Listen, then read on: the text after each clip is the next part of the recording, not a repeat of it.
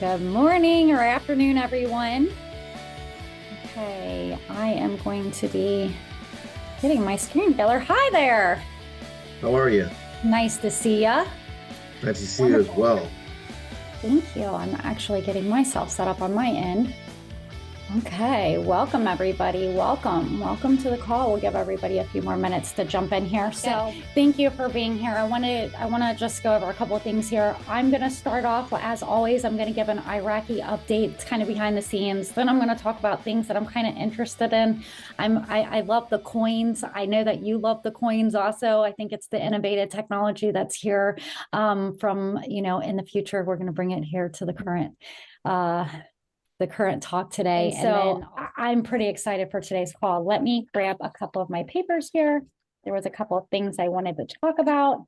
I do have a video that I want to play for you. So let's look at this video. It's on ETFs, and then we'll resume. I wanted to talk about specifically low-cost ETFs. An exchange trade fund is a type of pooled investment security that operates much like a mutual fund. Typically, an ETF will track a particular index, sector, commodity, or other asset, but unlike mutual funds, an ETF can be purchased or sold on a stock exchange the same way as a regular stock can. An ETF can be structured to track anything from the price of an individual commodity to a large or diverse collection of securities. ETFs can even be structured to track specific investment strategies. Okay, that was a little bit about our ETFs, and we'll talk about that more later in the show. But first things first, here we are today. It is officially September 21st. We have Mr. Trumptastic here as a special guest on the call, plus our newsroom family that's in the EDU102 group. Thank you, everyone, for being here. I'm going to start with Iraq. We have some interesting things going on, reminding everybody that they have announced that they were going to be in the green zone starting the 1st of October. I don't know if I really like that they did that announcement, but it's supposed to be their third time, right, Mr. Trumptastic, that they're currently going back into the green zone. And then we should see the same thing with Zimbabwe and Vietnam in the future, with them moving forward with reforms and economics as well, and them kind of removing themselves along with South Korea and North Korea. They're also going to unite with one, is what I'm hearing. And but basically they're going to get the bad people out, and they're going to push economics and reforms, and then they're going to, what we've all been waiting for, they're going to reinstitute their currencies as well. So I think that's something everybody here has something to look forward to, which is the reset of the currencies.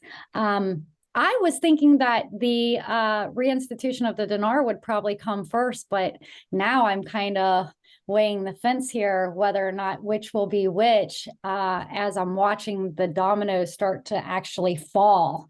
I think that a few months ago, we were at the tip of the peak of the dominoes, and they were kind of swaying, but now they're kind of, with the Queen's passing and some of the major events that are going around the world, with the King stepping up, and and what's going to happen to him, and but I also know that they were saying something about they gave up is his name Talabani? Is that how you say it? They gave him up, which was in charge of the Patriotic Union over in Iraq, and also there's talks about Barham Chella, that he is going to maybe stand power. I don't know, because there was a lot of things going back and forth with Barzani, Father Barzani. He didn't really like that whole situation. We was never sure what actually took place in the beginning of all that bickering back and forth, and I think that's why they hadn't seated their government up until this point. So we'll see what happens with that, and we'll also see if Mustafa Kahimi stays, or if he goes, or what's going to happen with him, or is he going to be the one to actually sign off on the RV, because they're not keeping him in. Why wouldn't he go out with a boom, right? So that might be something that happens with Mustafa Kahimi. And he also came to the United States this week, and he met with the United Nations, and I'm hoping to see if United Nations may step in and come to Iraq, and they have some secret prior play that they're going to use. I don't know. So that's where we're kind of at with Iraq. Next thing I wanted to talk about, so that was our Iraqi update. There's really not a lot going on. We have Mustafa Kahimi. He's here in the United States right now. United Nations is also there. They're doing delegations in regards to, where Iraq sits right now. And then when he returns, there is a parliament session on October 6th. So we'll have to see what happens in the news from there. You got anything you want to add for me on that? No, it's just, no, what you're saying is accurate. So, I mean, this thing is unfolding in front of our eyes, and it's just we're waiting the booms more or less from a observation standpoint. So you're absolutely right. Yeah, they just, I feel like they're right on this fence, and with all the other stuff that's going on, right? Like with the blockchain technology, the innovation, the quantum technology, the quant coin, XRP, XLM, Hedera, XDC, all these blockchain ISO 20022 compliant coins. I feel like they're going to have a big role. And I find it funny that they call it the quant in the middle of the diagram for all the coins, right? And then it's the Q system. I really believe that that's all the hidden puzzle piece of how technology is going to advance here. And I think that the banks, and maybe you could help us with where I'm thinking with this, because I'm just a spectator, looking in. You've been in the business, you've been in the industry. And so I'd like to hear what you have to say about some of these coins like XRP, XLM, whether or not we hear that XRP is the, it's the golden ticket. And then the XLM is going to be the silver lining, is what I'm hearing. And so we hear all this stuff, and you're seeing all the different YouTubers come out, and they're like, oh, the court case, it's settling. We're in the final, the summary, and they've already submitted the summary. Now we're waiting on the judge to make some kind of final decision here. And I'm thinking we're hearing from now till what, November? Yeah, that's what I'm hearing, is they were saying sometime in October. So we're within weeks, or maybe even a couple of weeks away. XRP has always been the primary bridge currency that I know that was going to overtake the SWIFT system. This is before I even woke up. So I was been in the banking industry for 25 plus years. So I know that once I started to study it, and that's why I started investing in XRP back in like 16, is that it was going to take over the SWIFT system. I had no idea that this asset-backed quantum financial system was going to be put in place. And so but I know that XRP is the primary bridge currency. XLM is more of a XRP would see like gold, and then XLM would be like silver. So XLM has always been it was primarily used by IBM, and it was going to be used throughout their Stellar network. And obviously that's going to be, I think it's going to be used. Yeah, it's going to be used in our kind of new system. I think XRP is primarily the bridge for banks to move large sums of money. XLM will probably be more business to consumer, or kind of more on a smaller scale. But I think those are the two ones that, you should have exposure to as we move into, the new system that we're going to be, put into. So. Absolutely. Absolutely. And I did a little bit of homework before I came on here, and I'm seeing that their next target looks like it's going to be about 0.45 cents. If some people were able to get on last week, or even a month ago when I was talking about XRP, it was down in like the 0.29 cents. They were at 30 cents. I think they dropped down to even 27 cents, right? This last drop.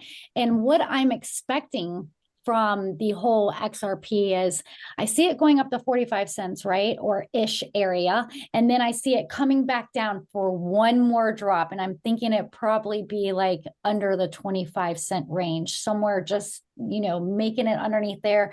I'm thinking I'm going to buy a huge mother load again at that point. And then I'm expecting it to kind of shoot through the roof because now we're in the time zone. If it even has one more drop, you know, some people are like, will it even have another drop?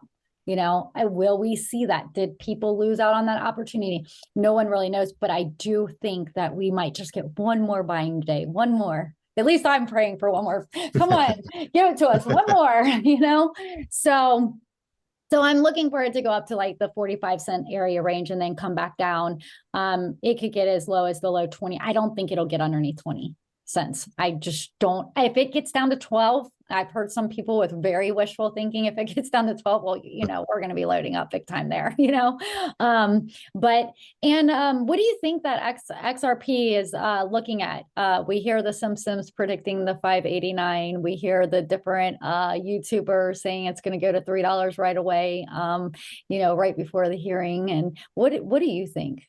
What do you think? I mean, I've heard, you know, I just know the direction is northbound. So, I mean, it's right. Speculation is high. Maybe that's where it hits first, the Simpsons prediction. And then, because I think it's really true intrinsic value is somewhere into the thousands. So it's around, I would say 10 to 15 is what I've been saying, K, if it's used as the primary bridge currency for, you know, institutions, right? So that's where I believe we're heading towards. You know, the precious metals as well are, you know, they're suppressed. I think XRP, XLM, the value suppressed because you know, most of the people or the public doesn't know about any of the stuff happening, right? Once they get word to it, that's when you're going to see everything explode. And so, but I just think that, you know, it's a great time to get exposure in the area, accumulate it. I just don't look at price points. I bought it in so many different, you know, price points, and it's just more of accumulation phase. So I just look at it like every paycheck or every, you know, time you get paid, just put a little away. So you strip out the emotion of it going up and down, and dollar cost average your way in is the way I've always done it. So. Yeah. So, when you say the 589, I always wonder, do you think that's going to be $5.89 or do you think it's going to be $589? Well, I mean, maybe it'll have to go to $5.89 first, right? So maybe it does that, and then like, shoots up. How many years out do you think we'll see it reach its maturity, its final? Yeah, it's probably going to be a gradual process, but I think it's something where I've heard before and other listening to other people that we'll see things go up, and then people will be like, okay, it's going to go down. It's going to keep going and going and going, just like when 45 came into office and I was positioned well in the stock market. Just when he came in, just kept going, and I was, people waiting for the pullback. It just kept going and going and going and going. And so I think we're going to see a renaissance of something like that, but it's going to be, times 100, because we're going to be out of the the DS system. We're going to be into a sovereign, free, asset-backed, sound system. So you're going from debt-ridden society to an abundance-ridden one. So it's totally different, right? We've never been freed, and we've been never able to kind of feel that, and it's going to be something, I think, extraordinary. Now we see a lot of banks, the doors are closing and there are less hours and less workers, and the movement is different, or you're seeing renovations, or you're seeing wealth management companies pop up all over, and you're seeing more ads and commercialing for them. What do you think is going on with that, since you're in the banking industry and you basically promote yourself as a wealth advisor, right? Yeah, well, I mean, advising, or you have the tips for it, at least. Well, I mean, I think it's twofold for myself as my background. I mean, my background has been in the banking side, more in the corporate finance space. So it's been more in the upper middle market, lower corporate space. I've actually done before more Fortune 500 companies in terms of financing them, but I started my career in private banking, wealth management. So, and then I've also was able to reach financial independence primarily through because of 45, because of him, I became his biggest fan, and that's the reason why I got the name stuck with me. He took me to, I mean, he enabled me to reach my financial dreams. And so after he did that for me, and then I found out what was really going on behind the scenes and looking under the hood with this movement and the trafficking and all that stuff, I'm like, I'm fully into this. And that's when I decided to use my knowledge to kind of benefit people, right? Humanity, and just putting whatever chips I can to help that process. So yeah, because you're not hearing a lot of bankers. You're not hearing bankers say, "Hey, let's talk about the innovation that's coming." No banker is talking about this in the banks. You're only hearing the YouTube bankers talk about it because, of course, there's going to be some business lost. How do you say to people that don't know anything about this, right? How do you even introduce this to like our audience? Because some of our audience is lost right now. Yeah, they don't even they know that they either hold the currency, the international currencies, and of course they're waiting. And I kind of try to keep their minds opened a little bit for, well, what if they pay you in CBDCs, which is central bank digital currency? This is digital banking has been a big part of our evolution. And even though they don't even really realize it, when you're 18 years old, you go into a bank, you open up your checking account, your debit card, your checks and balances of checks and stuff like that. And you use that debit card, that's really become your digital banking. And they don't really realize that now, instead of having the card, we're going to be using ledgers.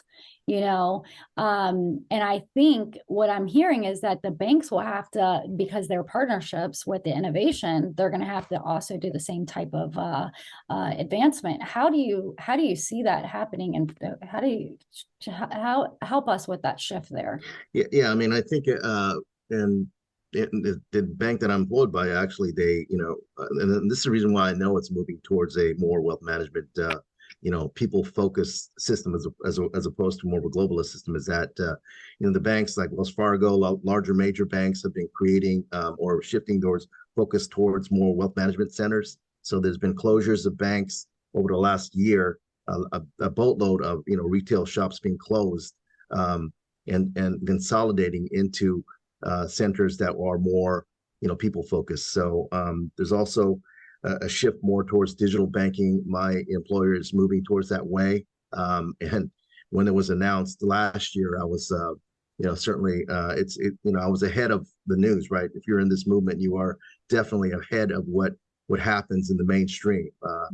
Just like, the Queen's death, I've been calling that for like last year and a half, 2 years. And then people are like, you're right again, brother. I heard that from one of my friends, that he's not really fully awoken, but it just doesn't happen in the time frame that we like, because we've been waiting, and we're anxiously wanting to go into this a sovereign system, but be patient and allow things to happen.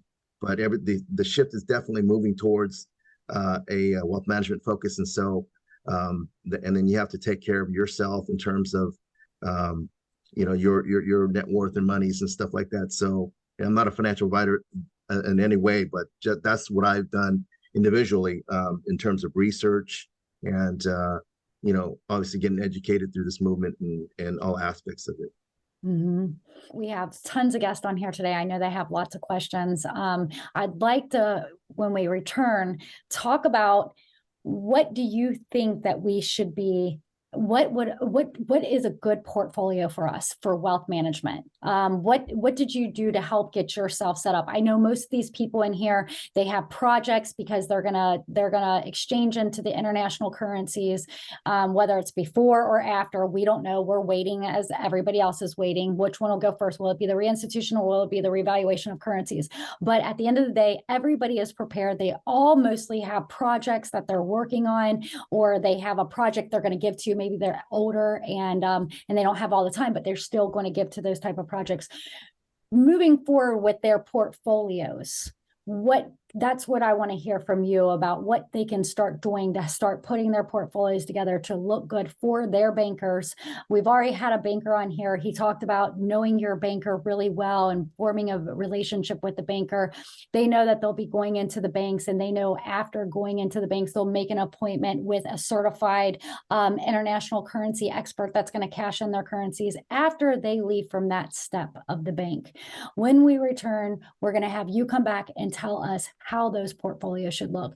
In one of the folders that we have these, which I have everybody have a folder like this. They don't have to have exactly like this, but one that opens up and they can put their first 10 days of what they would like of delegations. Maybe you could help us with what are important things that should be on there. So far, they have houses and cars, and because some people don't have a car, some people might be homeless. You know, we don't know what their situations are. We also have on there things like meeting with the top 3 wealth management companies and trust management companies, and moving money into their checking accounts from the big exchange bank to their bank down the street, you know, or their credit union. So we have things like that. We have like put your emergency matters first and things like that. But what else can we be doing besides the bio vision of what we want to do with our businesses? That's what we want to hear from you when we come back from this call.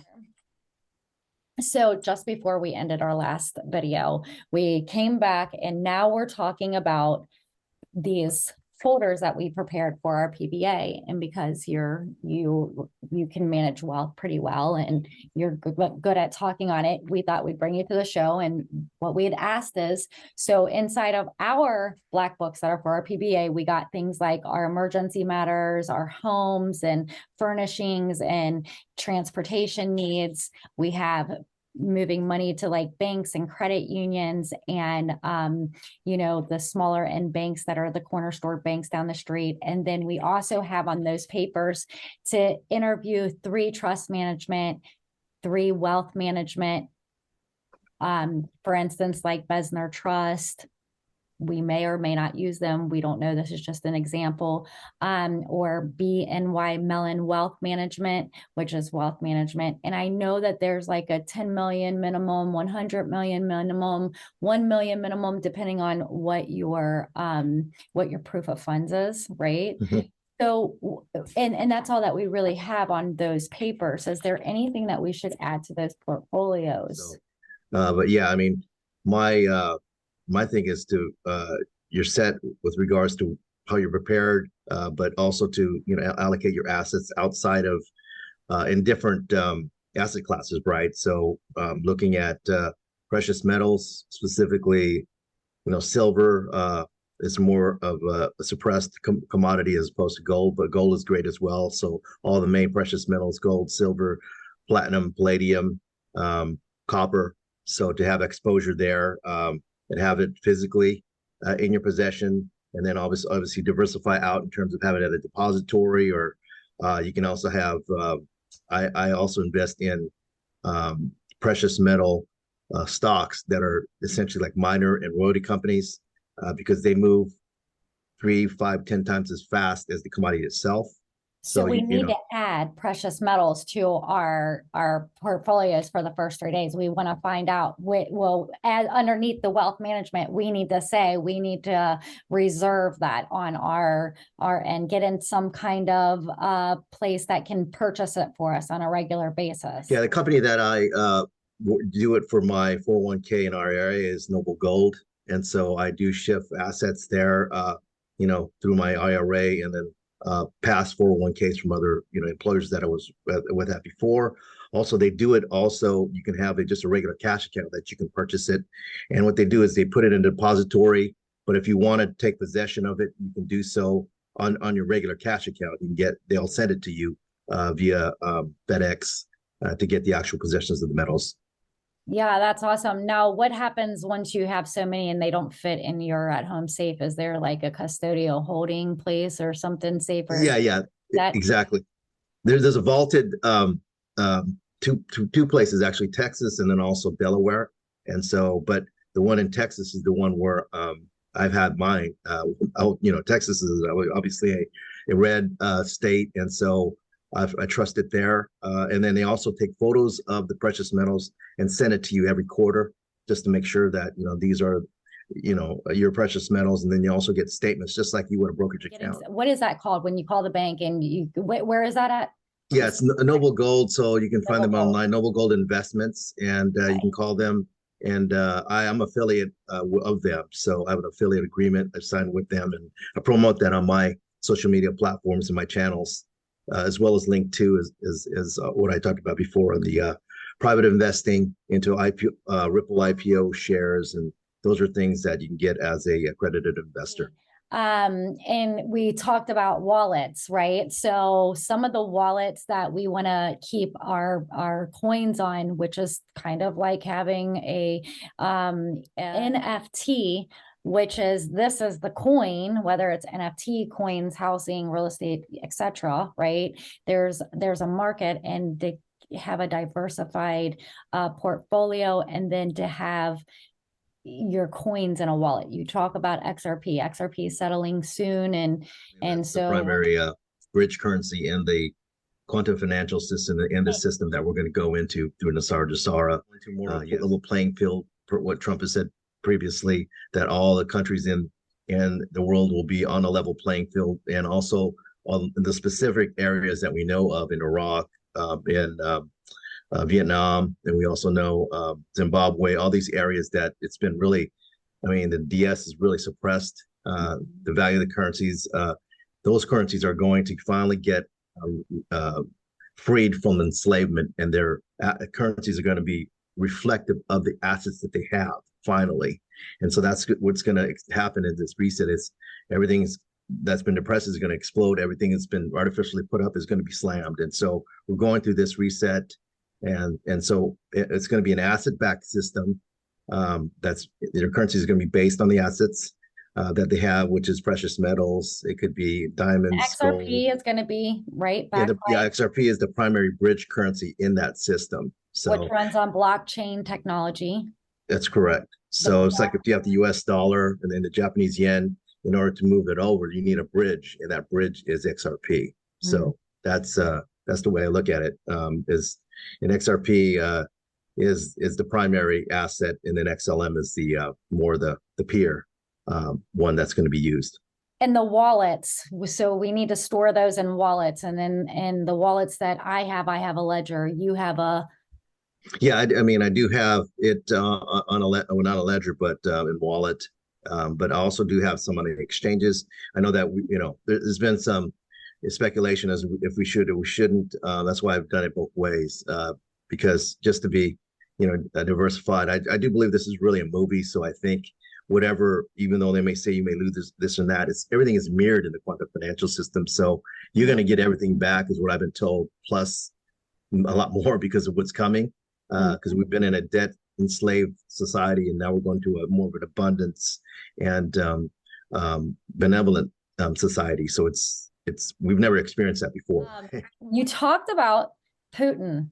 There's going to be a new king placed, and we're hearing things on the background about what happened with that, right? So, well, it's geopolitical events that are starting to manifest itself. We already know what this fake World War III scenario is coming, but it's actually fully we're seeing it now, because Putin came out in a nationally televised address to the nation, noting that there's going to be a partial mobilization to prepare for war.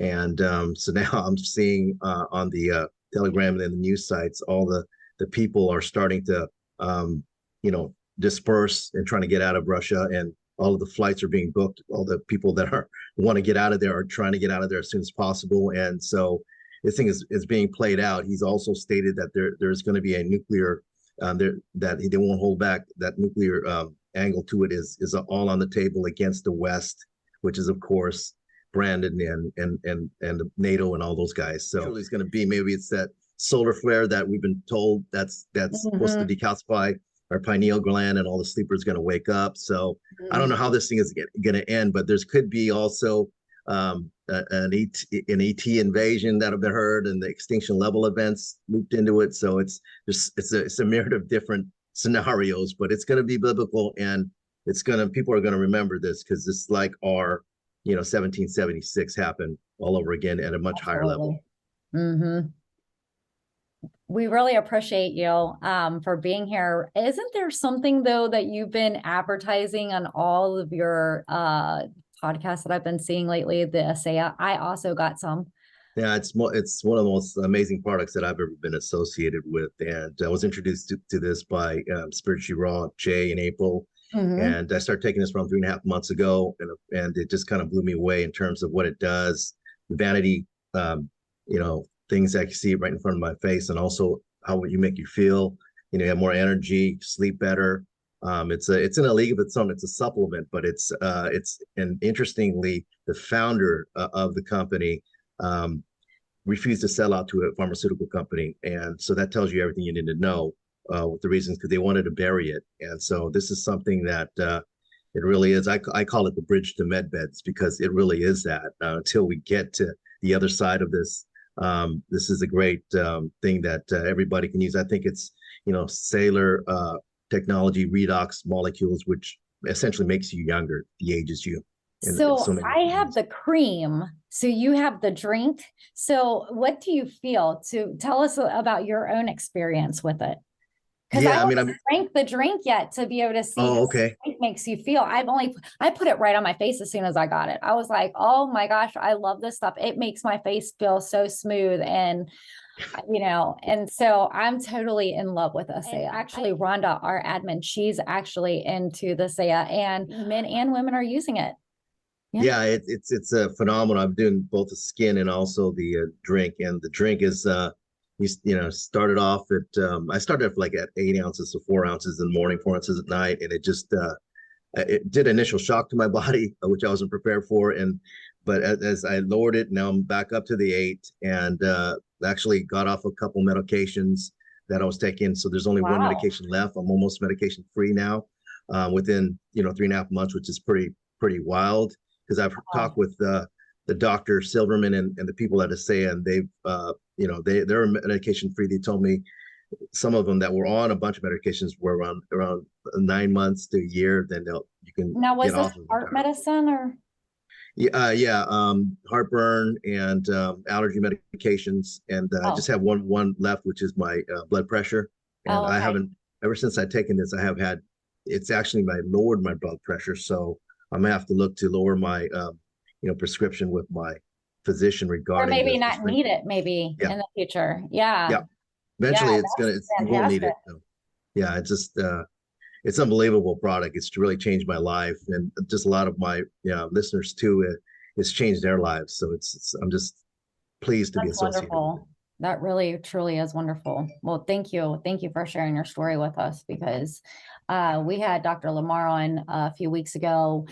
We talked about what you put in your mouth and in your body. It makes us healthy or not, and then we had Carol come in and she talked about the psychosomatics and having good, healthy, you know, in here.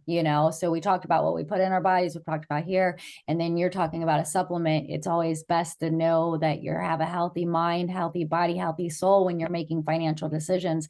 Some of the things that I talked about earlier was never invest what you can't afford to lose. Buy low, sell high, so you don't get upside down. Detach emotions from all markets because they can be volatile, whether it's housing, crypto, stocks. Never have emotions when making financial decisions. I think that's a big one. We Big see a time. stock Yeah. go down, we want to hurry up and get out because our heart drops. But wait before making those decisions. Don't use your debt for liquidation. Keep income coming in, setting yourself up well and knowing that there could be a downfall and not to bail out, but ride it out. Um, Never invest over the value of a home, a coin, or a stock. Never look away when you're bored. Keep focused. Don't turn away because that's where you miss your bus. And get involved in low cost ETFs and so forth like that, which are trade funds. What do you Mhm. think about those? Do you have any of those? I do have some ETFs. I mean, more from a like a trading perspective, because Mhm. I have selectively I pick and choose stocks and all different type of investments, but it's good to have some ETFs if you want some exposure in a certain area. I think it's good to do that just to start as you kind of get acclimated to doing research on more specifics. But yeah, there's a lot of things that are happening. I'm expecting from now till the 24th this year something major, and then we're seeing that the Queen's collecting all her assets by the end of the month, and we're seeing I in my personal opinion, I was just speaking to Robin about this earlier today. We only got a few minutes left here, but I was telling her, with them collecting all the assets from all the banks, all the institutions around the world, that would be a perfect time for an economic crash. That makes sense. And are we going to see an innovative technology right behind that? So those are some of the things that I as well was looking at. I wanted to make sure that we talked about our XRP today. We talked about the XLM. We talked about holding precious metals and learning about NFTs if everybody isn't aware of what NFTs are. And I'll put a video up for the people that are on Patreon because that part of that video didn't record. And I'll just put in something that I had recorded already. And then you're on Telegram mainly, and then you're on YouTube. Is that weekly that you're on there? I'm pretty much done. I was on YouTube like almost daily pretty much daily or every other day. So, but now I have to find another means to get, my information out, which I will. Just have to figure things out. But I also have channels on Rumble and BitChute as well. Awesome. And they just look up Mr. Trumptastic? Yeah, Telegram is the best because I have all my information there and for all my channels, all my social media. So if you go there, Mr. Trumptastic, that's Zen's own public channel. I have, everything's right there. Well, we want to thank you for being here today. Do you have anything you want to leave for us before we get off? No, I just wanted to say thank you for inviting me. This has been an absolute honor for me. So thank you so much for the invite. Look forward to seeing you at a future Truth or Tour event. I'm going to be speaking at the one in Sacramento this Friday. So I'll be interviewing you again here on the tour. So look forward to seeing me. You'll see me from my office. You guys will be there with another guest interviewer. So we'll be working together. So I'll see you soon there. I want to thank all of our guests for being here. You guys have always been the best, always. And we'll see you guys next week with Ben Barlow. He is on the 28th at 10 a.m. Eastern Standard Time. Again, thank you, everybody. Thank you for your time. We appreciate you so very much. Thank you so much.